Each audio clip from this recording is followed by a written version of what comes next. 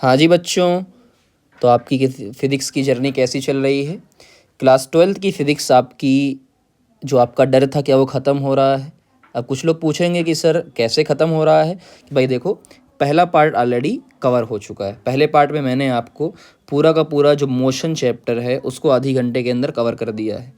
तो इस तरीके से जब आप पूरा बेसिक पढ़ते हुए चलेंगे बच्चों, तो प्रॉब्लम कभी नहीं आएगी फ़िज़िक्स के अंदर।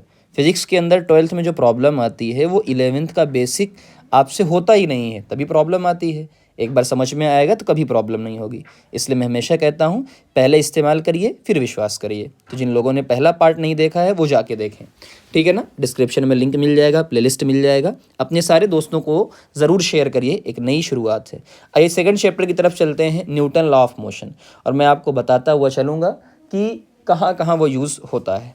सबसे पहले न्यूटन लॉ ऑफ मोशन में आपको डायग्राम ड्रा करना होता है जिसका नाम होता है FBD, यानी फ्री बॉडी डायग्राम। क्या होता है बेटा? Free body diagram. अब एक चीज़ को बहुत ध्यान से समझिएगा और सुनिएगा कि देखिए, फ्री बॉडी डायग्राम का मतलब क्या होता है कि जो भी फोर्सेस एक्ट कर रहे हैं, जो भी फोर्सेस हैं, उन फोर्स को मार्क करिए।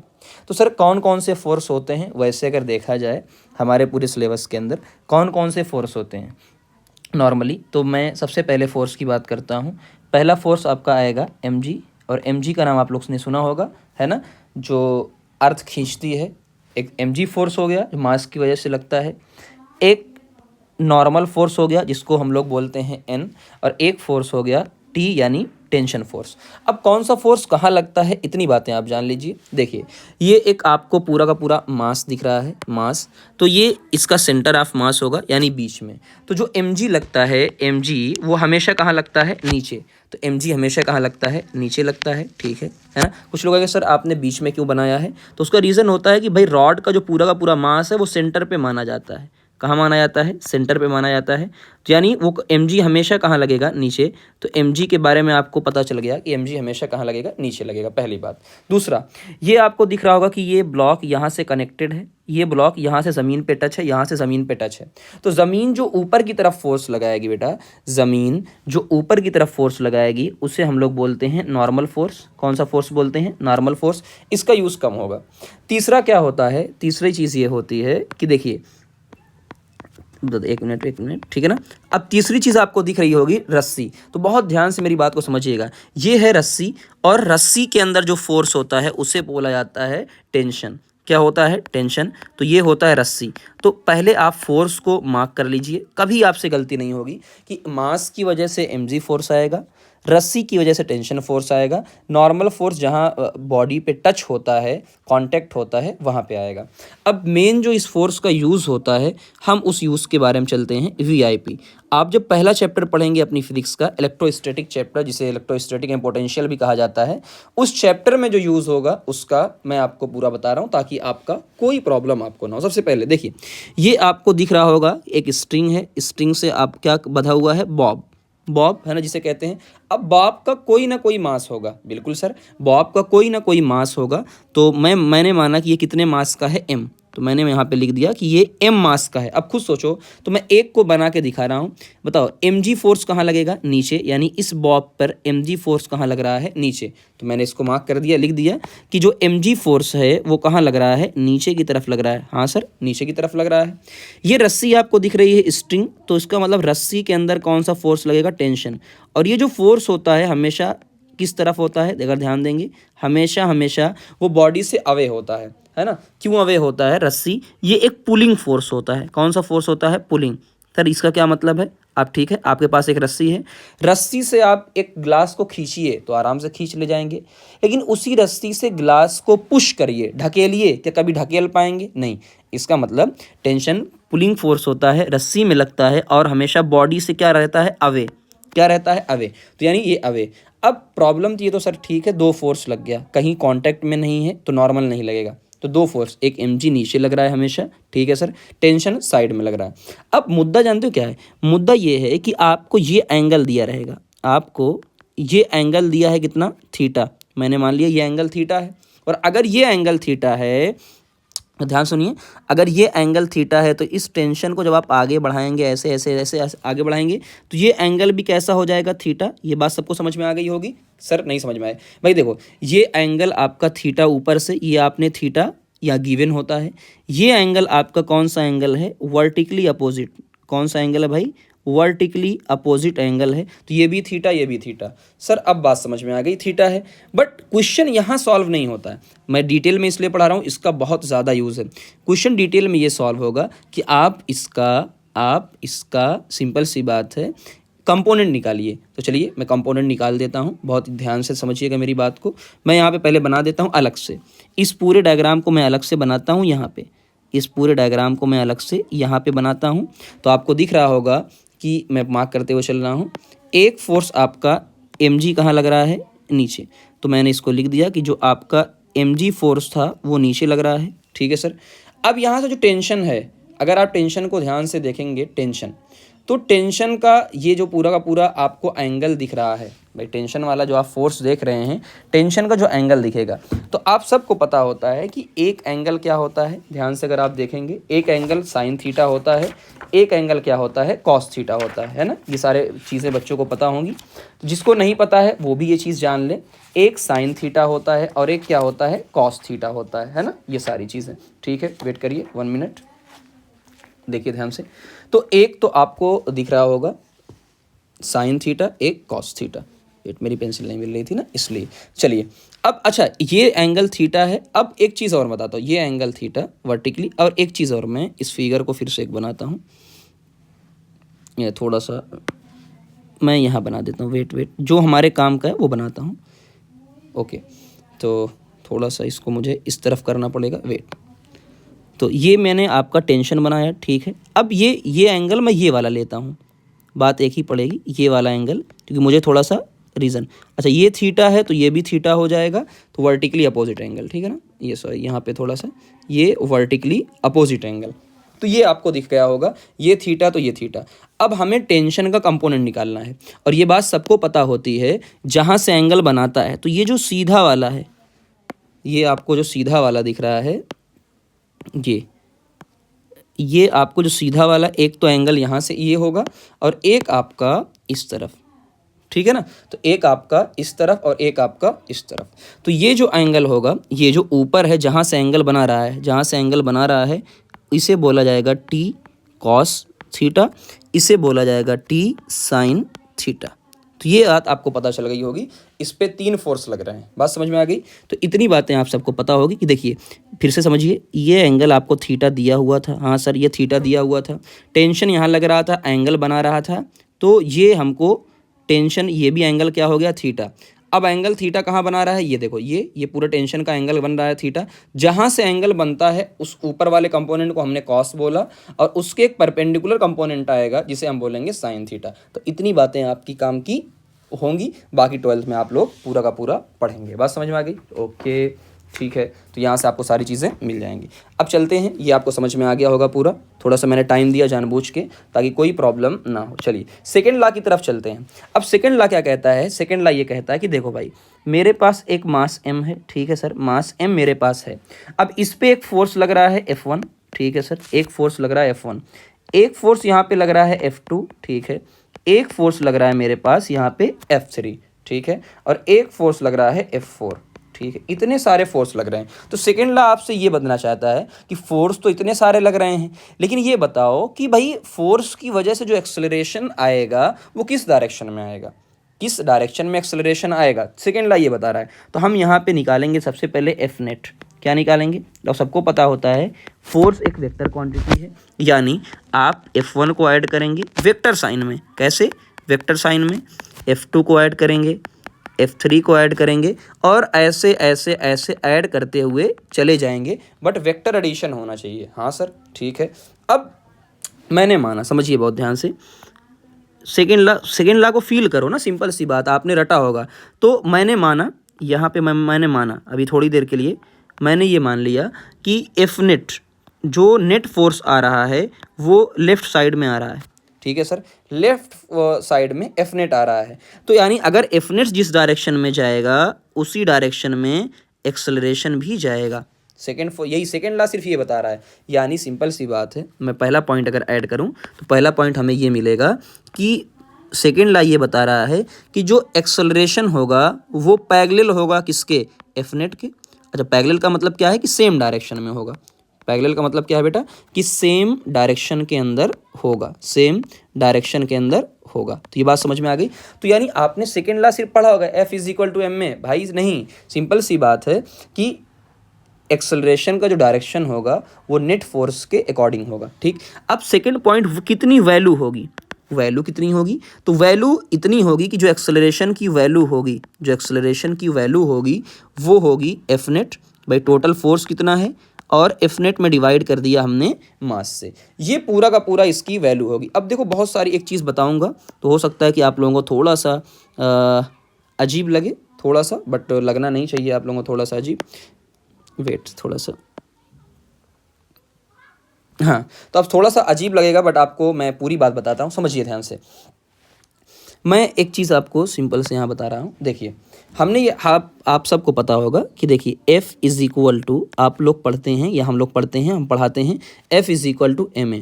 तो यानी ये फोर्स है और ये एक्सेलरेशन। अब बताओ फोर्स क्या है, कॉज, यानी फोर्स आपने लगाया, और बताओ इफेक्ट क्या है, एक्सेलरेशन।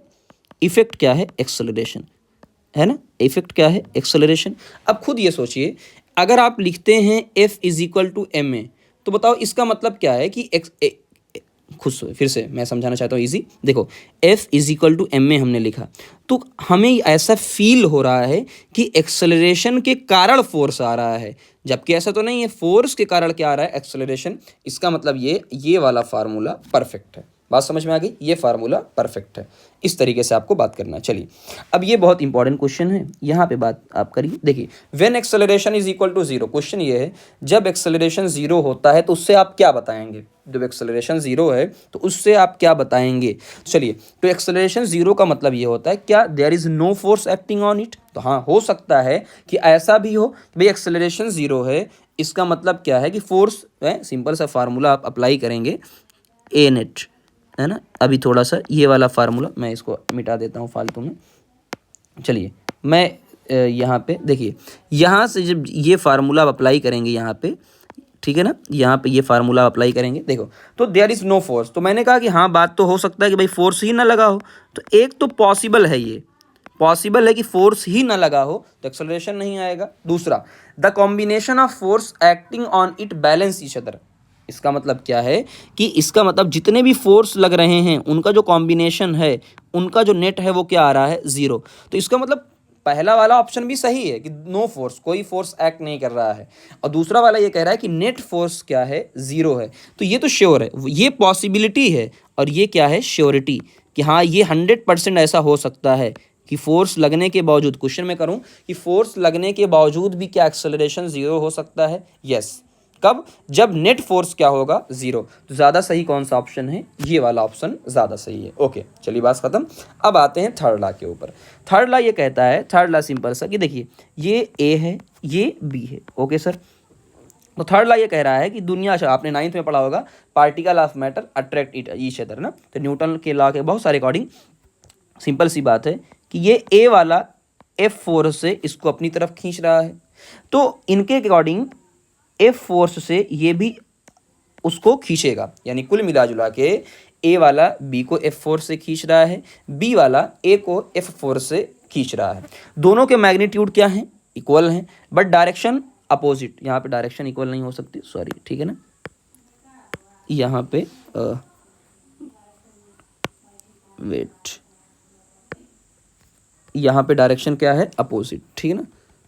तो मैं इसको कर देता हूँ अपोजिट, ओके।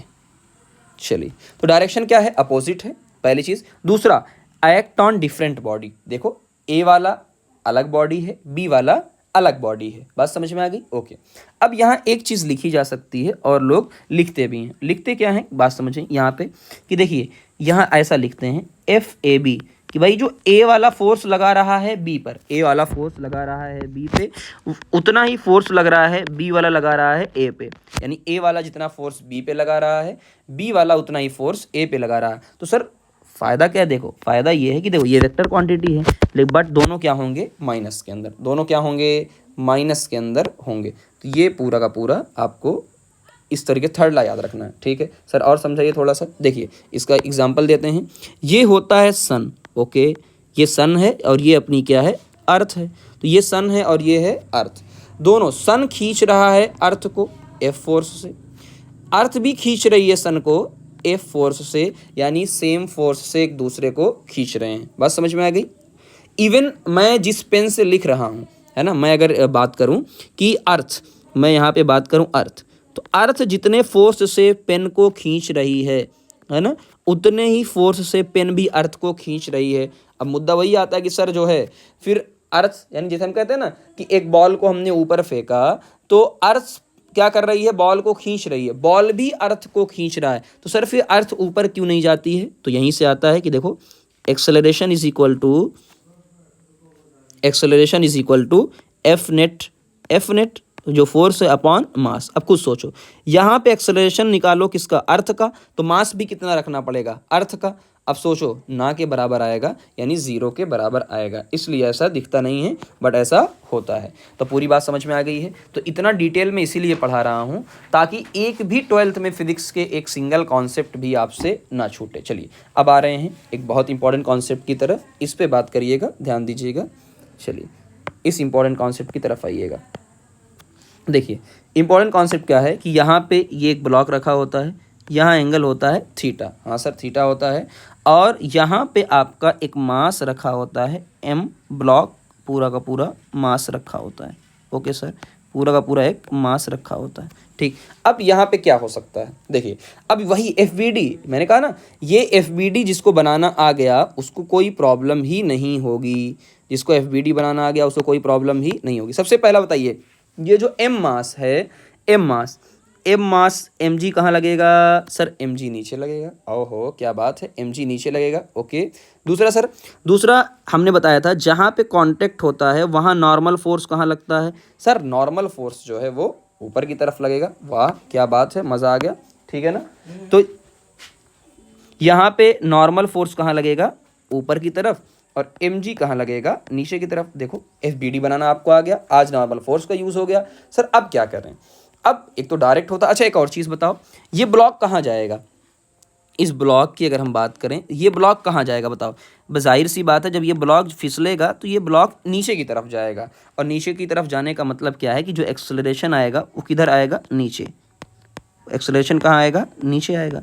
सर अब क्या करें, इतनी बातें तो हो गई है ना, इतनी बातें तो हो गई, तो आइए बात कर लेते हैं 1 बाय 1। ये तो डायरेक्ट रट सकते हो, और एक डायरेक्ट मैं आपको बना के पूरा दिखा देता हूँ ताकि आपको थोड़ा सा आइडिया। देखो ये ब्लॉक इस तरीके से है, ये ब्लॉक इस तरीके से, वेट वाइट पेंसिल लेता हूँ, ओके, ये ब्लॉक इस तरीके से, हाँ ठीक है सर, ये ब्लॉक इस तरीके से, और इस ब्लॉक पे आपको दिख रहा होगा कि एक फोर्स, इस ब्लॉक पे एक फोर्स,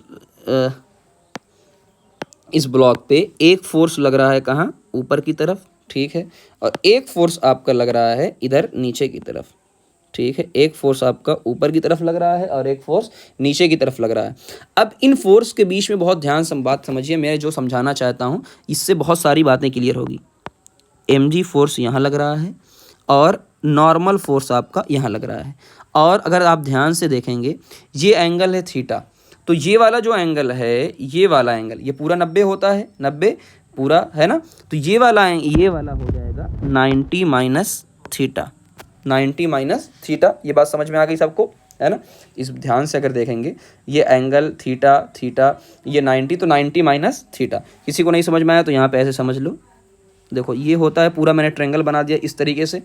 अगर ये थीटा है, ये 90 है, तो ये वाला जो एंगल बचेगा वो कितना बचेगा, जाहिर सी बात है भाई 90 90 180, तो यानी ये 90 माइनस थीटा बचेगा, 90 minus theta, okay, 90 minus theta, इतना तो आना ही चाहिए आपको, ठीक। अगर ये 90 माइनस थीटा है, अब खुद सोचो अगर ये 90 माइनस थीटा है, ओ 90 माइनस थीटा है अगर, ओके, तो ये वाला जो एंगल है, खुद सोचो ये वाला जो एंगल है ये कितना हो जाएगा, थीटा हो जाएगा, है ना। ये एंगल कितना हो जाएगा, थीटा। सर ये भी समझा दीजिए कैसे थीटा हो गया। देखो थीटा ऐसे हो गया कि ये पूरा थीटा ऐसे हो गया, ये पूरा एंगल कितने का है 90, और ये आपने कहा कि ये वाला बीच में 90 माइनस थीटा है, तो कितना बच जाएगा, थीटा एंगल बच जाएगा।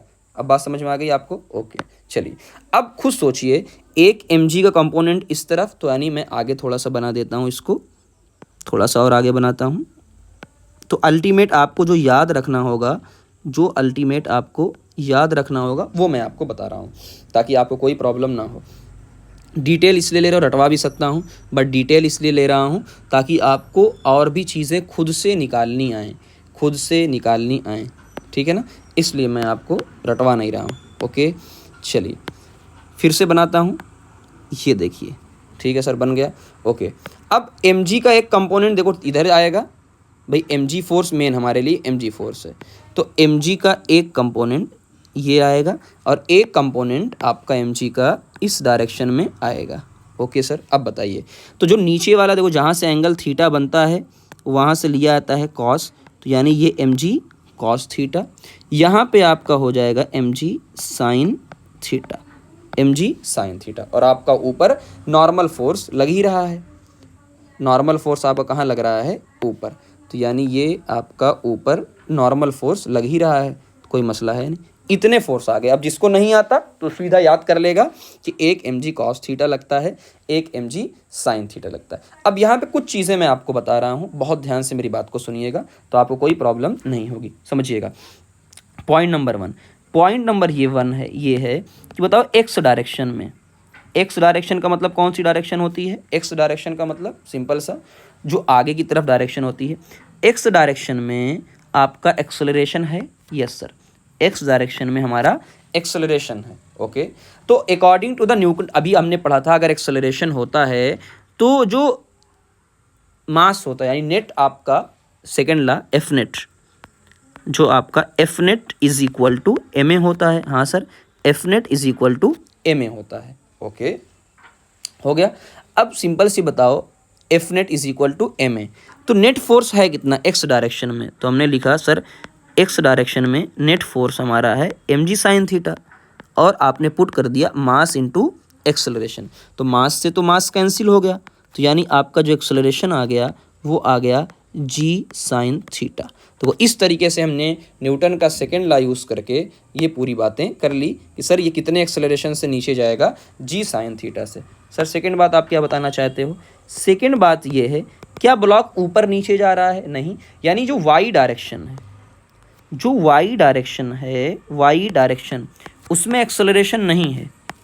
एक्सेलरेशन नहीं का मतलब क्या होता है कि जो एफ नेट है, एक्सेलरेशन नहीं का मतलब क्या है कि जो एफ नेट है वो क्या है, ज़ीरो है।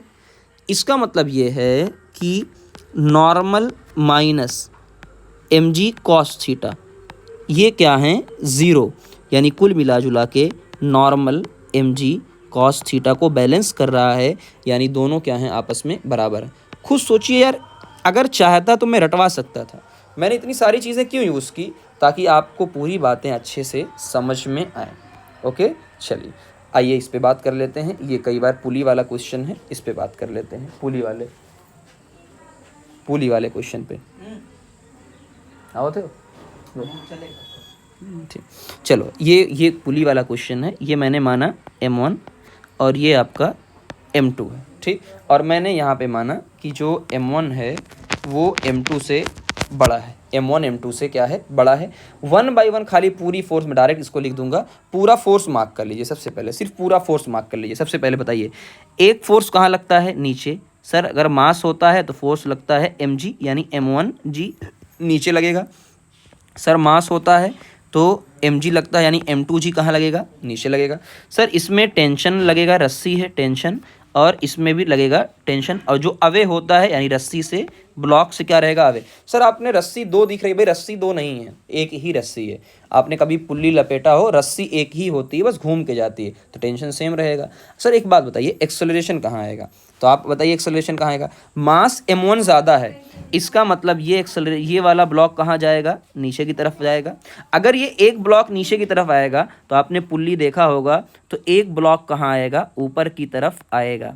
एक ब्लॉक नीचे की तरफ आएगा तो एक ब्लॉक कहाँ आएगा, ऊपर की तरफ आएगा। अब एक तो मैं तरीका बता देता हूँ किस तरीके से लिखना है आपको, बाकी आप खुद से ट्राई कर लीजिएगा, मैं उसके बाद डायरेक्ट बना दूंगा, ठीक है ना, फार्मूला लिख दूंगा। देखो, जब आप यहाँ पे ब्लॉक की बात करोगे, इस यहाँ पे आइए, यहाँ पे जब बात करेंगे आप लिखिए, सिंपल सी बात है, एम ए एफ नेट है ना, एफ नेट लिखो, सिंपल सी बात है, यहाँ पे लिखो F net is equal to M A. Second law apply करो, इसलिए मैंने इतना डिटेल में पढ़ाया था। एफ नेट, अब एफ नेट बताओ कौन सा आएगा, सब नीचे जा रहा है, इसका मतलब कौन सा बड़ा है, इसका मतलब आपका M1G बड़ा है, तो M1G बड़ा रहा है क्योंकि आप नीचे की तरफ जा रहे हो, माइनस टी है ना, टेंशन ऊपर माइनस करोगे, is equal to M1 into a. तो ये आपका पहला इक्वेशन बन गया, इक्वेशन नंबर 1। आइए इसकी बात कर लेते हैं, इस पर लिख के देख लेते हैं ताकि पूरा आपको आए। बताइए एफ नेट क्या आएगा भाई, कहाँ जा रहे हो, ये वाला ब्लॉक M2 वाला ब्लॉक कहाँ जा रहा है, ऊपर। इसका खुद मतलब बताओ, अगर ये ब्लॉक ऊपर जा रहा है तो कौन बड़ा होगा सर, इसका मतलब T बड़ा होगा, तो T में से माइनस M2G। अच्छा सर माइनस क्यों कर रहे हैं, दोनों अपोजिट डायरेक्शन में है, T ऊपर लग रहा है, M2G नीचे, और किसके बराबर कर देंगे, M2A। देखो सेकेंड लॉ भी आपने अप्लाई कर लिया और ये सेकेंड इक्वेशन हो गई। तो सर एक काम करिए, आप पूरा फार्मूला लिख दीजिए, हमें झंझट से बचा लीजिए, ठीक है ना, हमें झंझट से बचा लीजिए, पूरा फार्मूला लिख दीजिए। तो ठीक है भाई, झंझट से बचाते हुए पूरा फार्मूला आपके सामने लिख रहा हूँ। तो एक्सेलरेशन का जो फार्मूला आएगा वो आएगा M1 माइनस M2, आप वहाँ से कर सकते हैं 2G, ठीक, अपॉन ठीक M1 प्लस M2, ठीक है सर, ये फार्मूला आ गया। और टेंशन का जो फार्मूला आएगा यहाँ पे रस्सी में, वो सीधा है 2M1 M2G, और नीचे आएगा सीधा वही M1 प्लस M2। तो आपको सीधा फार्मूला भी आप याद रख सकते हैं, एटलीस्ट आपको एक्सेलरेशन वाला फार्मूला याद होना चाहिए। ये एक्सेलरेशन का फार्मूला है। मैं जेई 2024 का क्वेश्चन यहाँ पे करवा देता हूँ, ठीक है ना, जेई 2024 का, ओ जेई का, ठीक है, यहाँ पे चलो मैं इस साइड में करवा देता हूँ क्वेश्चन, जेई 2024, अभी आपको पूरा पता चल जाएगा। जेई 2024 का क्वेश्चन ये है कि अगर यही सेम पुल्ली आपका है, और वो क्वेश्चन ये कह रहा है कि अगर आपका एक्सेलरेशन सिस्टम का, अगर सिस्टम का एक्सेलरेशन आपको दिया है G/8, तो आपको M1/M2 फाइंड आउट करना है। एक्सेलरेशन पुल्ली नहीं बना रहा हूँ, पुल्ली ऑलरेडी आपकी बनी हुई है, तो इसलिए पुल्ली नहीं बना रहा हूँ, यानी कुछ नहीं करना है। आप पुट करिए, कितना दिया हुआ है भाई, G/8 दिया हुआ है, फार्मूले में पुट करिए, G/8 is equal to M1 minus M2G, और नीचे आपका फार्मूले में M1 प्लस M2, सीधी बात है, क्रॉस मल्टीप्लाई करिए, तो M1 प्लस M2, जी तो आपस में कैंसिल हो गया, is equal to 8M1 minus 8M2, तो यानी 9M2 is equal to 7M1।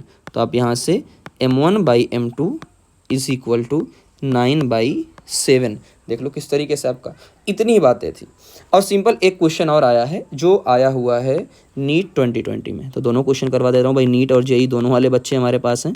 तो नीट 2020 में जो क्वेश्चन आया है वो इतना आया है कि एक जो मास है 4 kg का है ना, तो जो M1 है, पूरा M1 है आपका 4 kg, M2 आपका है 6 kg, और आपको एक्सेलरेशन बताना है जी के टर्म में, यानी आपको एक्सेलरेशन बताना है in term of g, in term of g के टर्म में बताना है। तो देख लो सीधा है, तो एक्सेलरेशन इज इक्वल टू, दोनों को माइनस करिए, M1 माइनस M2, यानी 6 माइनस 4, बड़ा माइनस छोटा, जाहिर सी बात है, नीचे, और 6 प्लस 4, यानी ये आपका आ गया 2G/10, यानी G/5। ये देखो मैंने दोनों क्वेश्चन करवा दिए यहाँ पे, ठीक है ना। तो पूरा हम चल रहे हैं, अब ये ख़त्म होने वाला है। हाँ चलिए, अब आते हैं फ्रिक्शन, बहुत ज़्यादा यूज़ होने वाला नहीं है फ्रिक्शन का, हल्का सा। फ्रिक्शन का मतलब क्या होता है, रुकावट। फ्रिक्शन का मतलब क्या होता है बेटा, रुकावट, ये सबको पता है। दो टाइप के फ्रिक्शन होते हैं, स्टैटिक और काइनेटिक। स्टैटिक फ्रिक्शन जो होता है उसको डिनोट करते हैं F/S, है ना, और काइनेटिक फ्रिक्शन को डिपेंड करते हैं F, अरे ये कैसा बन गया, ओके, F/K से डिनोट करते हैं, ओके। अब स्टैटिक फ्रिक्शन में क्या होता है, नो स्लिपिंग, यहाँ पे मैं पहले लिखता हूँ फिर आपको समझाता हूँ। नो स्लीपिंग, नो स्लीपिंग पहले लिख देता हूँ। यहाँ पे क्या आता है, स्लीपिंग। आप जैसे ना चप्पल को रगड़ रगड़ के चलते हो, घसीट घसीट के चलते हो ना, तो वहाँ चप्पल को रगड़ रगड़ के, तो ये क्या मतलब हो रहा है, स्लीपिंग हो रही है। अच्छा, रिलेटिव वेलोसिटी, यहाँ सबसे बड़ा इंपॉर्टेंट पॉइंट ये है, सबसे बड़ा, इसकी रिलेटिव वेलोसिटी जो होती है वो होती है 0। और यहाँ क्या होता है, रिलेटिव वेलोसिटी क्या होती है, 0 नहीं होती है। क्या मतलब है सर रिलेटिव वेलोसिटी का, थोड़ा सा मतलब समझा दीजिए। मतलब जानते हो रिलेटिव वेलोसिटी का क्या है, यहाँ पे जो यूज़ होता है वो ये होता है कि देखिए, रिलेटिव वेलोसिटी का मैं यहाँ पे समझाता हूँ। आपके पास ब्लॉक नंबर मान लीजिए ये 1 है, और उसके बाद आपके पास ये ब्लॉक नंबर 2 है। ठीक है सर, इसका क्या मतलब, देखिए मैं ये कह रहा हूँ कि ये वाला जो ब्लॉक है, पहला दोनों को मतलब समझिएगा। ये वाला ब्लॉक 5 मीटर पर सेकंड से चल रहा है, ये वाला ब्लॉक भी 5 मीटर पर सेकंड से चल रहा है। क्या ये ब्लॉक दोनों क्या हैं, तो यहाँ पे मैं लिखूँगा कि जो v रिलेटिव है, मतलब दोनों सेम से चल रहे हैं, तो v रिलेटिव सेम स्पीड है, तो जो रिलेटिव वेलोसिटी आएगी वो क्या आएगी, 0 आएगी। भाई दोनों का डिफरेंस क्या आ रहा है, 0 आ रहा है, यानी v रिलेटिव का 0 का मतलब ये होता है। और अगर मैं दोनों ब्लॉक को अलग अलग बना दूं कि भाई देखो, वेट, दोनों ब्लॉक को मैं अगर बनाऊं, एक ब्लॉक मान लीजिए ये है और एक ब्लॉक आपका ये है, ठीक है ना, दोनों ब्लॉक आ गए अलग अलग। अब मैं बना रहा हूं कि देखो, ये वाला ब्लॉक चल रहा है 5 मीटर पर सेकेंड से, और ये वाला जो ब्लॉक है वो चल रहा है 10 मीटर पर सेकेंड से। अब दोनों की अलग अलग स्पीड हो गई, और अलग अलग स्पीड हो गई, इसका मतलब क्या है कि जो रिलेटिव वेलोसिटी इनकी है ये 0 नहीं है। तो सिंपल मतलब है, तो v रिलेटिव 0 होने का मतलब क्या है, स्पीड क्या है, सेम। अब बात समझ में आ गई सबको। तो रिलेटिव वेलोसिटी का 0 का मतलब सेम स्पीड, v क्या है, सेम है। बात समझ में आ गई ना, ये पूरी कहानी इसकी होती है। ओके, अब उसके बाद क्या होता है, देखो काइनेटिक फ्रिक्शन जो होती है, काइनेटिक फ्रिक्शन उसकी वैल्यू होती है म्यू, ये आपको दिया रहेगा, म्यू काइनेटिक इनटू नॉर्मल। अभी हमने बताया था नॉर्मल, और नॉर्मल किसके बराबर आया था अभी, mg cos थीटा के बराबर। यहाँ पे जो बात आती है, एफ, बहुत लोग समझते हैं कि जो एफ एस होता है वो भी होगा क्या, म्यू एस बल इंटू एन, बट ऐसा नहीं होता है, इसको भी ध्यान दीजिएगा, समझिए। एफ एस फिक्स नहीं होता है, इसकी जो मैक्सिमम वैल्यू होती है, धीरे धीरे पढ़, बहुत ज़्यादा यूज़ नहीं होगा, हल्का सा बता रहा हूँ, जो इसकी मैक्सिमम वैल्यू होती है वो हो रही है म्यू एस इंटू एन, जिसे कई बार लिमिटिंग फ्रिक्शन, यानी 0 से, है ना, 0 से होता है, और मैक्सिमम कितना होता है, म्यू एस इंटू एन तक, है ना, तो ये मतलब होता है। मतलब कभी 10 भी लग जाएगा, कभी 20 भी लग जाएगा, कभी 30 भी लग जाएगा, बट मैक्सिमम वैल्यू कैलकुलेट करोगे तो म्यू एस इंटू एन आएगा। बात समझ में आई, ओके। तो यहाँ तक पूरी बातें खत्म होती हुई, अब आते हैं सबसे वीआईपी टॉपिक की तरफ। भाई सबसे ज़्यादा वीआईपी टॉपिक है, इससे ज़्यादा मुझे नहीं लगता। एक तो ये टॉपिक वीआईपी है, एक वर्क एनर्जी पावर का भर भर के क्लास 12th के अंदर यूज़ होता है, आप कभी सोच ही नहीं सकते। सबसे पहले बात करते हैं हम लोग लीनियर और एंगुलर, कि लीनियर वाला चीज़ें क्या होती हैं, एंगुलर चीज़ें क्या होती हैं। पहले समझा देता हूँ कि यार एंगुलर क्या होता है। एक तो हम आगे पीछे चलते हैं, वो अलग चीज़ होती है। एंगुलर क्या होता है कि देखो, पहले आप यहाँ पे थे, ओके, पहले आप यहाँ पे थे, ठीक है, उसके बाद आप यहाँ से क्या किया, आपने यहाँ चले गए, तो इसका मतलब जानते हो क्या हुआ, इसका मतलब आपने इतना, देखो यहाँ एंगल कहाँ से नापते हैं, यहाँ, तो आप इतना एंगल घूमे हैं, है ना, आप इतना एंगल घूम चुके हैं। तो एंगल मैं यहाँ पे लिख देता हूँ, इतना एंगल हम क्या हैं, घूमे हैं। तो जो जब भी कोई क्वांटिटी एंगल में घूमेगी, सर्कुलर मोशन करेगी इस तरीके से, उसे बोलेंगे एंगुलर घूमा। कितना घूमा, कितना एंगल घूमे, तो ये एंगुलर चीज़ें होती हैं। 1 बाय 1 बात करते हैं, समझिए। हम जब सबसे पहली बात करते हैं वो किसकी करते हैं, डिस्टेंस, तो उसको हम एस से डिनोट करते हैं। और डिस्टेंस क्या कहते हैं, आगे या पीछे। यहाँ पे डिस्टेंस का भाई बस क्या आ जाएगा, डेल्टा फाई, लीनियर डिस्प्लेसमेंट आ जाएगा। भाई डिस्प्लेसमेंट, लीनियर डिस्प्लेसमेंट।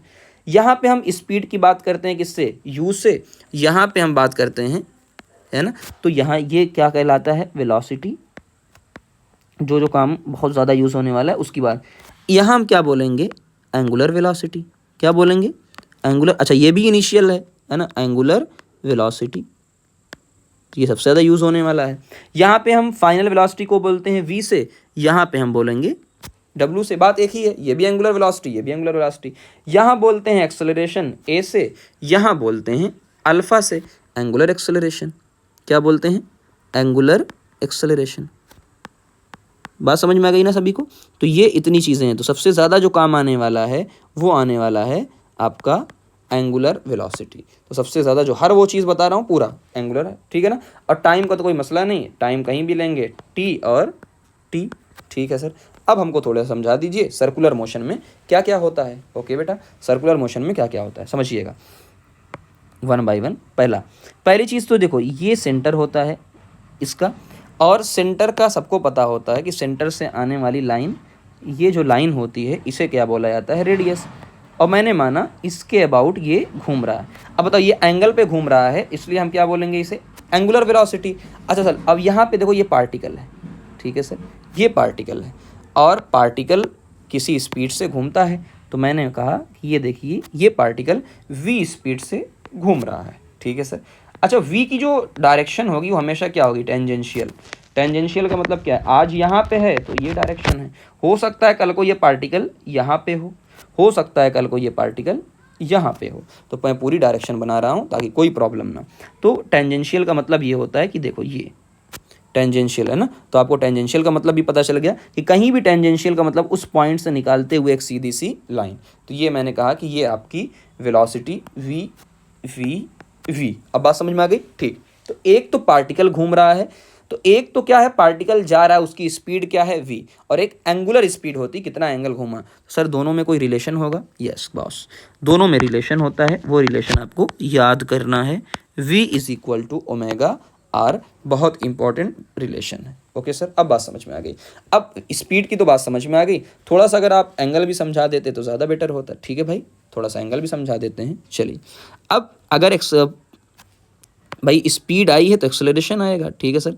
तो एक एक्सेलरेशन मैंने कहा जैसे इस तरीके से यहाँ था, तो एक एक्सेलरेशन मैं यहाँ बना देता हूँ। ओके सर, एक एक्सेलरेशन, अच्छा ये सेंटर हमारा है यहाँ पे, तो हल्का सा एक पॉइंट ले लेते हैं, बहुत हल्का सा। चलिए, ये पॉइंट हमने बना दिया। अब एक पॉइंट यहाँ पे आपको समझ में आ गया होगा कि एक पॉइंट कि अगर ये एक्सेलरेशन आया तो एक एक्सेलरेशन तो इस तरफ आएगा। ओके सर, एक एक्सेलरेशन जो आएगा वो जाहिर सी बात है सेंटर की तरफ भी आएगा। हाँ सर, तो सेंटर की तरफ वाला भी एक्सेलरेशन बता दीजिए, ठीक है ना। तो दोनों में समझिएगा, यहाँ ये सबसे इंपॉर्टेंट फिगर होने वाला है। तो ये फिगर सबसे ज़्यादा इंपॉर्टेंट होने वाला है। पहला, एक तो एक्सेलरेशन आएगा टी यानी टेंजेंशियल, जिसे क्या बोलेंगे, टेंजेंशियल। जो वेलोसिटी की, दोनों में से फिगर इसीलिए सामने, एक वेलोसिटी की डायरेक्शन में आएगा तो यानी ए टी वेलोसिटी की डायरेक्शन में आएगा। एक एकदम रिलेट करो चीज़ों को, एक ओमेगा की डायरेक्शन में आएगा जिसे हम अल्फा बोलेंगे, एक सेंटर की तरफ आ रहा है जिसे हम बोलेंगे सेंट्रीपिटल एक्सेलरेशन बोलेंगे। तो अगर आप बहुत ध्यान से देखें तो टेंजेंशियल को, तो यहाँ पे एक चीज़ और आएगी कि जो आपका अल्फ़ा आ रहा है, alpha is equal to omega D omega by D T, यानी ओमेगा में कितना चेंज हुआ है वो कौन बताएगा, दोनों में अंतर समझिएगा। ओमेगा में कितना चेंज हुआ है, ये जो गोल गोल, वो बताएगा अल्फ़ा। सर ये वाला थोड़ा आप समझा दीजिए, एक्सेलरेशन, ये एक्सेलरेशन थोड़ा समझा दीजिए। अब देखो, बहुत मैं जो बात बताने जा रहा हूँ इस बात को सोने के पानी से लिख लो, ये है एक्सेलरेशन, ठीक है सर। अब एक्सेलरेशन में दो चीज़ें, अगर आपने क्लास 9th को पढ़ा होगा तो आपको बहुत अच्छे से चीज़ें पता होंगी। देखो कितना डिटेल में चीज़ों को मैं समझा रहा हूँ। एक्सेलरेशन में दो चीज़ होती है, एक तो एक्सेलरेशन का मतलब होता है कि आपकी स्पीड या वेलोसिटी चेंज हो रही है। हाँ सर, ये देखो बात तो ये इतना आपने, और एक तो मत ये होता है कि डायरेक्शन चेंज हो रही कि नहीं। भाई एक्सेलरेशन एक वेक्टर क्वांटिटी है, मैं बना देता हूँ, एक वेक्टर क्वांटिटी हो तो एक तो वैल्यू चेंज होती है और एक क्या चेंज होती है, डायरेक्शन चेंज होती है। हाँ सर, तो जो स्पीड को चेंज करेगा, जो स्पीड को चेंज करेगा वो होगा टेंजेंशियल एक्सेलरेशन, ठीक है। और जो डायरेक्शन को चेंज हो करेगा वो होगा सी यानी सेंटर की तरफ लगने वाला सेंट्रीपिटल एक्सेलरेशन। सर दोनों की वैल्यू बता दीजिए तो मज़ा आ जाए। ठीक है भाई, मज़ा करवा देते हैं।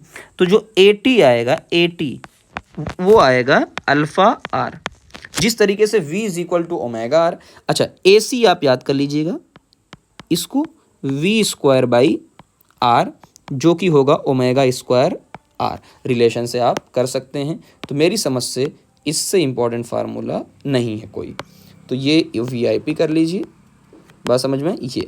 अब पूरी बात समझ में आ गई होगी आपको कि क्या क्या हो रहा है। तो खुद देखो, दोनों आप रिलेट कर सकते हो कितना बेहतरीन कि यार ये टेंजेंशियल स्पीड थी, इस स्पीड को चेंज कौन करेगा, इस स्पीड को चेंज करेगा कौन, एटी वाला, ठीक है सर। एक तो दूसरा ये ओमेगा था, यहाँ पे अल्फ़ा, यानी ये इसको चेंज करेगा, और एक जो है ये था जो हमेशा सेंटर की तरफ लगेगा, सेंटर की तरफ लगेगा हमेशा। तो ये बात आपको पूरी समझ में आ चुकी होगी। अब हम थोड़ी सी बात कर लेते हैं यूनिफॉर्म सर्कुलर मोशन या और भी चीज़ों की, फिर हम चलेंगे सेंट्रीपिटल फोर्स की तरफ धीरे धीरे, तभी ये टॉपिक को मैं एंड करूँगा। ओके, अब हम बात करने वाले हैं डायरेक्शन ऑफ, बहुत इंपॉर्टेंट बात करने वाले हैं डायरेक्शन, कि इनकी डायरेक्शन क्या आएगी। तो मैं यहाँ पे अब पूरा लिखना पड़ेगा, थोड़ा टाइम लगेगा। डायरेक्शन ऑफ, किसकी डायरेक्शन, एक तो ओमेगा की और एक अल्फ़ा की। ओमेगा का मतलब क्या होता है, एंगुलर स्पीड, अल्फ़ा का मतलब क्या होता है, एंगुलर एक्सेलरेशन। कैसे बताएंगे, right hand rule, thumb rule जिसे बोलते हैं ना, तो राइट हैंड का जो रूल होता है उसके अकॉर्डिंग बात करेंगे। कैसे बात करेंगे समझिएगा। मान लीजिए आपको किधर घूम रहा है ना, जैसे मैं 1 बाय 1 बनाता हुआ चल रहा हूँ, मान लीजिए वो इस तरफ घूम रहा है। एक बार को हम समझ में आया कि ये यार किस तरफ घूम रहा है, देखो ये, यानी ये एंटी क्लॉकवाइज घूम रहा है, ठीक है सर। एक बार मैंने माना कि ये क्लॉकवाइज घूम रहा है, ओके सर। अब फिंगर, तो जिधर घूम रहा है इधर फिंगर, तो एंटी क्लॉकवाइज घूम रहा है तो इधर क्या करो, जिस तरफ घूम रहा है उधर इधर अपनी फिंगर करो, इधर फिंगर करो। तो जैसे ही फिंगर करोगे तो आपको दिखेगा, खुद करके देख लो भाई, खुद करके देखो, थंब कहाँ आएगा, ऊपर, थंब कहाँ आएगा, ऊपर। तो यही किसकी डायरेक्शन हो जाएगी, ओमेगा की। यानी आपका जो थंब आने वाला है वो कहाँ आने वाला है, ऊपर की डायरेक्शन में आने वाला है, इधर। और इस तरीके से जब आप क्लॉकवाइज चलेंगे तो क्लॉकवाइज में जो डायरेक्शन थंब आएगा वो कहाँ आएगा, नीचे। तो ये आपको डायरेक्शन पूरी मिल गई कि ओमेगा कहाँ आएगा, ओमेगा की डायरेक्शन ऊपर होगी और यहाँ पे ओमेगा की डायरेक्शन क्या होगी, नीचे की तरफ होगी, ठीक है ना। तो ये पूरी बातें आपको समझ में आई होगी। तो अब मैं कुछ चीज़ें बताने जा रहा हूँ, उसको पॉइंट आउट कर लीजिएगा। देखिए, जो ओमेगा होता है, ओके, जो अल्फ़ा होता है, जो आपका आगे पढ़ेंगे टॉर्क, जो आप पढ़ेंगे एंगुलर एक्सेलरेशन, ये सब के सब ना अलोंग द एक्सिस, इनकी जो डायरेक्शन होती है वो होती है अलोंग द एक्सिस, एक्सिस के डायरेक्शन में होगी। यानी जो आप रोटेट कर रहे हो, गोल घूम रहे हो, इधर घूम रहे हो, उनके परपेंडिकुलर डायरेक्शन में, उनके परपेंडिकुलर डायरेक्शन में होगी। क्या मतलब इसका है कि देखिए, मान लीजिए आप, मैं पूरा, हालांकि 3D है, मान लो आप ऐसे घूम रहे हो, आप ऐसे घूम रहे हो, तो इनकी जो डायरेक्शन होने वाली है वो एक्सिस कहाँ होगी, इसकी एक्सिस ऊपर होगी। तो अगर आप ऐसे घूम रहे हो तो आपकी जो एक्सिस है वो कहाँ आएगी, ऊपर। इसीलिए देखो ये ऊपर या नीचे आ रहे थे। अच्छा, कई बार ऐसा होगा कि आप ऐसे ऊपर की तरफ घुमाओगे। अब कैसे मैं समझाऊं, 3D में अगर आप, मतलब ये देखो, अभी ऐसे ज़मीन में घुमा रहे थे तो आप ऐसे थोड़ा सा ये समझ लेना, ये थोड़ा सा आप ऊपर की तरफ घुमा रहे हो, मान लो। तो अगर आप इस तरीके से घुमाओगे तो यहाँ पे, यानी ये अंदर आएगा, ये क्या बोलेंगे, बाहर, है ना। तो इस तरीके से अगर घुमाओगे तो आप दो तरीके से, एक तो ज़मीन के तरीके से घुमा सकते हो 2D और 3D में, है ना। तो 2D 3D अब कैसे समझाऊं, आप समझ लीजिएगा, ठीक है ना। इसको थोड़ा सा तो इतना याद रखिएगा, ये क्वेश्चन कई बार आ चुका है। तो अलोंग द एक्सिस, तो क्वेश्चन कब कब आया हुआ है बता देता हूँ। एम्स में क्वेश्चन आया हुआ है और नीट 2023 में। तो एम्स में जो क्वेश्चन आया था, एम्स में देखो क्वेश्चन ये आया है, डायरेक्शन ऑफ एंगुलर वेलोसिटी, कि एंगुलर वेलोसिटी, यानी ये एंगुलर वेलोसिटी की जो डायरेक्शन होगी वो कहाँ आएगी। जाहिर सी बात है, तो हम पहले ही बता चुके हैं, जो इस डायरेक्शन आएगी अलोंग, है ना, अलोंग एक्सिस या अलोंग एक्सिस ऑफ रोटेशन। तो एम्स में क्वेश्चन आया था along the axis of rotation, अलग है ना। तो एम्स का क्वेश्चन आ गया। सेम क्वेश्चन आपका आया है नीट 2023 में, सेम क्वेश्चन आया है नीट 2023 में, आप मैच करिएगा। वहाँ पूछा है कि एंगुलर एक्सेलरेशन, जो एंगुलर एक्सेलरेशन, इस बार क्या पूछ लिया, इस बार अल्फा के बारे में पूछ लिया। इसका जो डायरेक्शन आएगा क्या आएगा, सेम। तो दोनों क्वेश्चन एकदम डिक्टो कॉपी पेस्ट। ओके, चलिए अब हम बात करने वाले हैं बहुत important topic, uniform circular motion. बात समझ में आ गई। अब हम जो बात करने वाले हैं वो बात करने वाले हैं यूनिफॉर्म सर्कुलर मोशन। थोड़ा सा टॉपिक अभी बचा है, यूनिफॉर्म सर्कुलर मोशन। बहुत बड़े बड़े टॉपिक नहीं, अब छोटे छोटे टॉपिक बचे हुए हैं, छोटा थोड़ा कवर करेंगे। Uniform circular motion, okay. तो यूनिफॉर्म सर्कुलर मोशन बहुत इंपॉर्टेंट टॉपिक है भाई। यूनिफॉर्म सर्कुलर मोशन क्या मतलब इसका है, मैं पूरा समझा देता हूँ एक बार, फिर हम बात करेंगे। बहुत इंपॉर्टेंट टॉपिक है भाई, पहले बोल दे रहा हूँ। यूनिफॉर्म सर्कुलर मोशन, आपको हो सकता है इससे पहले बहुत सारी बातें ना भी पता हो इसके बारे में, ओके। चलिए 1 बाय 1 मैं इस पे मार्क करते हुए जाता हूँ, आप बताइएगा कि क्या क्या चीज़ें इसमें हैं। पहला पॉइंट यहाँ पे कि देखिए, मैं पार्टिकल पहले बना देता हूँ कि अभी पार्टिकल यहाँ पे है, फिर पार्टिकल यहाँ पे है, और मैं पार्टिकल बनाता हुआ चल रहा हूँ 1 बाय 1। यहाँ पे है और पार्टिकल यहाँ पे। पहले पूरा फिगर मैं ड्रॉ कर देता हूँ, और ये सेंटर उसका होता है, और सबको पता होता है कि भाई ये सेंटर में इस तरीके से घूम रहा है, ठीक है ना ये, और जिससे घूमता है उसे एंगुलर वेलोसिटी बोलते हैं। तो सर ये सब क्या है, तो मार्क कर देता हूँ 1 बाय 1। चलिए, तो ये मान लीजिए ये इसकी स्पीड, ये इस तरफ जा रहा है, इसकी स्पीड, और अगर इस तरफ जाएगा तो इस तरफ इसकी स्पीड, और इस तरफ जहाँ, तो मैंने कहा जो स्पीड निकालते हैं वो कैसे निकालते हैं हम लोग हमेशा, तो स्पीड जो निकालते हैं वो टेंजेंशियल निकालते हैं, ओके। एक्सेलरेशन कैसे बताएंगे सर आप, एक्सेलरेशन मैंने हमेशा बताया था, एक्सेलरेशन ए हमेशा सेंटर की तरफ, तो कहीं भी जाएंगे आप हमेशा सेंटर की तरफ, सेंटर की तरफ। अब इस फिगर में कई सारे बच्चों को एक प्रॉब्लम होगी, सर वहाँ पे आपने थोड़ी देर पहले 2 एक्सेलरेशन बताया था, यहाँ आप हमें एक एक्सेलरेशन बता रहे हो, दोनों की बात करते हैं, समझिएगा। पहला वी, स्पीड क्या है, यूनिफॉर्म। यूनिफॉर्म का मतलब क्या होता है बेटा, यूनिफॉर्म का मतलब होता है स्पीड है कांस्टेंट। अरे सर स्पीड कांस्टेंट है, क्या बात कर रहे हैं, तो अगर स्पीड कांस्टेंट होती है इसका मतलब इसका एक्सेलरेशन क्या होगा, 0। और स्पीड को बढ़ाने वाला कौन सा एक्सेलरेशन होता था, टेंजेंशियल। इसीलिए पूरे फिगर में कहीं भी टेंजेंशियल एक्सेलरेशन नहीं बनाया। सर अगर स्पीड कांस्टेंट है तो v is equal to omega R, तो इसका मतलब ओमेगा भी क्या रहेगा, कांस्टेंट। तो ओमेगा को बताने वाला कौन होता था, अल्फा। तो यहाँ पे देख लो, है ना, बात समझ में आ गई। तो v इज इक्वल टू, ये आपको पूरी बातें समझ में आ गई होगी। तो यहाँ अल्फ़ा आप देखेंगे, अल्फ़ा क्या होता था, D omega by D T, और जो भी कांस्टेंट होता है उसका डिफरेंशिएशन क्या आता है, 0। और जो ए होता था, ए टी, वो होता था अल्फ़ा आर, जहाँ तक मुझे याद है वो क्या होता था, अल्फ़ा इंटू आर। तो खुद सोचिए, अगर अल्फ़ा आर है तो बात 0 आ गई कि नहीं, 0 आ गई, तो ठीक है ना, 0 पहला। अब जो एक्सेलरेशन आएगा, अब यही बात देखो बहुत इंपॉर्टेंट है, अब जो भी मैग्नीट्यूड ऑफ एक्सेलरेशन, जो नेट एक्सेलरेशन आएगा वो क्या आएगा, सेंट्रीपिटल, और सेंट्रीपिटल का मतलब वी स्क्वायर बाई आर। तो यानी कभी भी आपसे पूछ ले, अगर कभी भी आपसे पूछ ले कि यूनिफॉर्म सर्कुलर मोशन में क्या आता है, तो तुरंत कूद के बताना, यानी एक ही एक्सेलरेशन आता है, एक ही एक्सेलरेशन आता है। अब बात समझ में आ गई, ओके। अब यहाँ पे कुछ इंपॉर्टेंट चीज़ें आप यहाँ पे बहुत फिगर में बहुत ध्यान से देखेंगे तो आपको दिखेगा कि जो ए है वो हमेशा क्या है, वी के परपेंडिकुलर। ये दोनों आपस में क्या है, परपेंडिकुलर, हमेशा कभी भी देख लो इन दोनों के बीच में एंगल कितना, 90। हमेशा कहीं भी देख लो एंगल कितना मिलेगा आपको, 90 मिलेगा। तो पहला पॉइंट। अब एक स्पेशल नोट पॉइंट जो बहुत सारे लोगों को प्रॉब्लम क्रिएट करेगी, बहुत इंपॉर्टेंट नोट पॉइंट है, हो सकता है आपको भी थोड़ा सा दिक्कत। पहला कि मैंने कहा कि यार यहाँ की जो स्पीड है वो कांस्टेंट है, v is equal to speed, और ये है कांस्टेंट।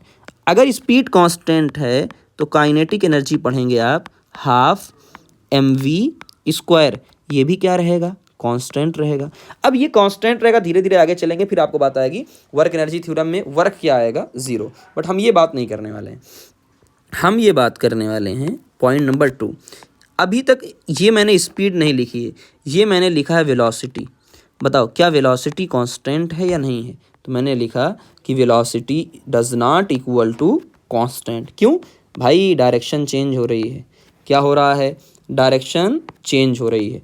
तो अगर डायरेक्शन चेंज हो रही है तो इसका मतलब वेलोसिटी कभी भी आपकी कांस्टेंट नहीं रहेगी। इसका मतलब एक्सेलरेशन भी कांस्टेंट नहीं है, एक्सेलरेशन भी कांस्टेंट नहीं। तो इतनी बातें आपको पूरी पता चल जानी चाहिए। अब हम बात करने वाले हैं अगले सबसे इम्पॉर्टेंट चीज़ की तरफ, जो आपको सबसे ज़्यादा 12th में अब काम आएगा।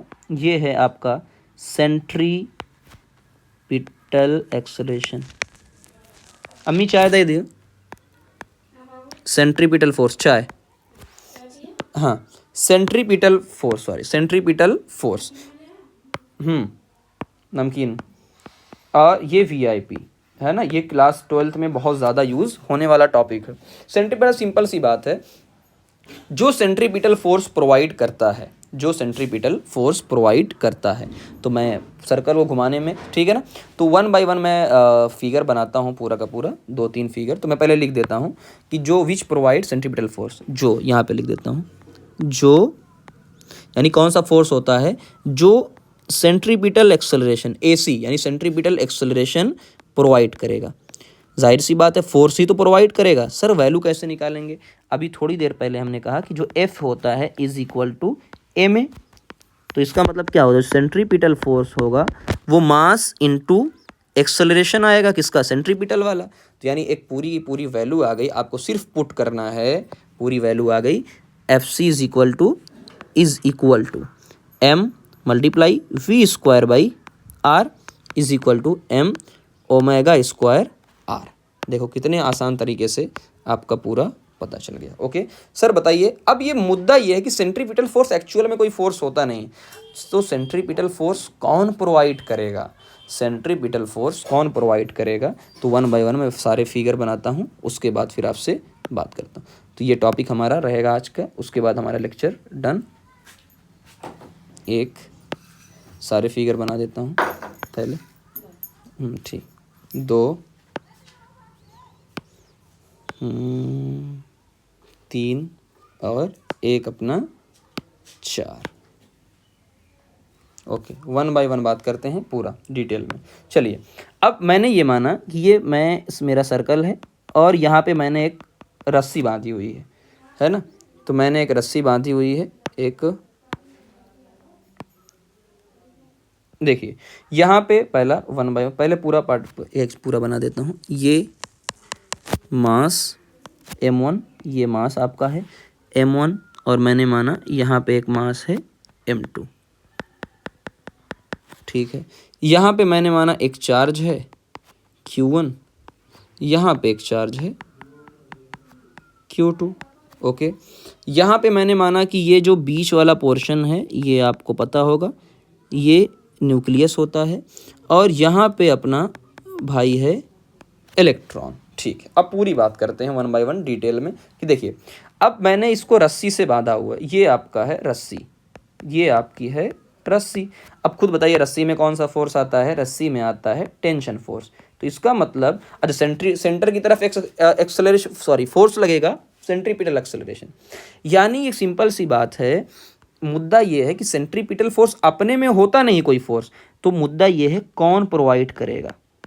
भाई सेंट्रीपिटल फोर्स अपने आप में तो कोई फोर्स होता नहीं, तो सेंट्रीपिटल फोर्स कौन प्रोवाइड करेगा। तो मुद्दा यही है कि सेंट्रीपिटल फोर्स कौन प्रोवाइड करेगा।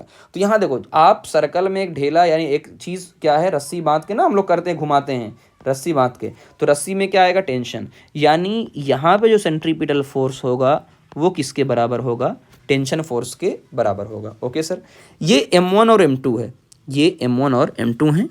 अच्छा, ये आपको भी पता होता है रेडियस r है ना, ये भी रेडियस r और ये भी रेडियस r। अब दोनों मास के बीच में कौन सा फोर्स लगेगा, जाहिर सी बात है दो मास के बीच में ग्रेविटेशन फोर्स लगेगा। कौन सा फोर्स लगेगा, ग्रेविटेशन फोर्स लगेगा। यानी यहाँ पे जो आपका सेंट्रीपिटल फोर्स होगा वो किसके बराबर आएगा, ग्रेविटेशन फोर्स के बराबर आएगा, जो Gm1 m2 upon R square. But यहाँ r नहीं, दोनों के बीच में, मास के बीच में कितनी डिस्टेंस है, 2r। ओके सर, अब सर फिर से बताइए ये क्या है, चार्ज। अच्छा, फिर से ये 2r हो जाएगा, सिंपल सी बात है, ये r और ये r। अब इनके बीच में कौन सा फोर्स लगेगा, कूलाम्बिक यानी इलेक्ट्रोस्टैटिक फोर्स। इलेक्ट्रोस्टैटिक फोर्स लगेगा। ओ सर, अब बात समझ में आई, ये सबसे ज़्यादा यूज़ होने वाला है। यानी अब यहाँ आप मत बताइए, हम बताएंगे। यहाँ पे जो सेंट्रीपिटल फोर्स होगा वो इलेक्ट्रोस्टैटिक फोर्स या कूलाम्बिक फोर्स के बराबर होगा, जो होता है के Q1 Q2 अपॉन R, नहीं 2R स्क्वायर। बात समझ में आ गई। अब आगे जब बढ़ेंगे, ये होता है न्यूक्लियस, और न्यूक्लियस के होते अंदर होते हैं प्रोटॉन, और ये होता है इलेक्ट्रॉन। यानी इन दोनों के बीच में भी कौन सा फोर्स लगेगा? इलेक्ट्रोस्टैटिक फोर्स लगेगा। अब बात समझ में आ गई। यहाँ रेडियस R, बस यहाँ पे क्या होगा कि जो FC है वो बराबर हो जाएगा FE के, यानी के Q1 यानी चार्ज इलेक्ट्रॉन का रखेंगे और प्रोटॉन का, यहाँ पे क्या रहेगा? R square. क्यों? रेडियस R है। अब बात समझ में आ गई। तो ये भाई सबसे ज़्यादा तो जो आपका चैप्टर क्लास 12th के अंदर है उसमें ये यूज़ होने वाला है। जाहिर सी बात है, क्लास 12th में कौन सा चैप्टर यूज़ होने वाला है? ये वाला। तो क्लास 12th के लिए तो एक चीज़ को याद रखिएगा, एक कॉन्सेप्ट याद रखिएगा। अगर कहीं पे भी आप घूम रहे हो, अगर कहीं पे भी आप घूम रहे हो, सर्कुलर मोशन कर रहे हो, तो आपको याद क्या रखना है कि भाई देखो, नोट पॉइंट यहाँ पे ऐड कर लो अपना पीपी पॉइंट, यानी फिजिक्स, ये बाद में बताऊंगा पीपी पॉइंट क्या होता है। कि देखो, अगर सर्कुलर मोशन हो रहा है, सर्कुलर मोशन, अगर सर्कुलर मोशन हो रहा है, तो मैं पूरी बात लिखता हूँ। अगर सर्कुलर मोशन हो रहा है, हो रहा है, तो कौन सा फोर्स आएगा? सेंट्रीपिटल फोर्स आएगा, जो mv स्क्वायर बाई आर या m omega square by R. अब बस इतनी सी बात होगी, इसको कौन प्रोवाइड करेगा? कौन प्रोवाइड करेगा? तो ये बराबर हो जाएगा चाहे टेंशन के, चाहे ग्रेविटेशन के, और चाहे आपके इलेक्ट्रोस्टैटिक के। इसके बराबर आप करिएगा, क्वेश्चन कभी आपका गलत नहीं होगा। तो इतनी बातें हमारी पूरी हो गई थी आज का। आज बताइएगा, अब अगला सबसे इंपॉर्टेंट पार्ट आपका आ रहा है वर्क एनर्जी थ्योरम। उसके बाद बहुत ज़्यादा नहीं तो अगले पार्ट में पूरा उम्मीद है कि ख़त्म हो जाएगा। वर्क वाला बहुत इंपॉर्टेंट है। इतनी बात आप बताइएगा आपको कैसा लगा।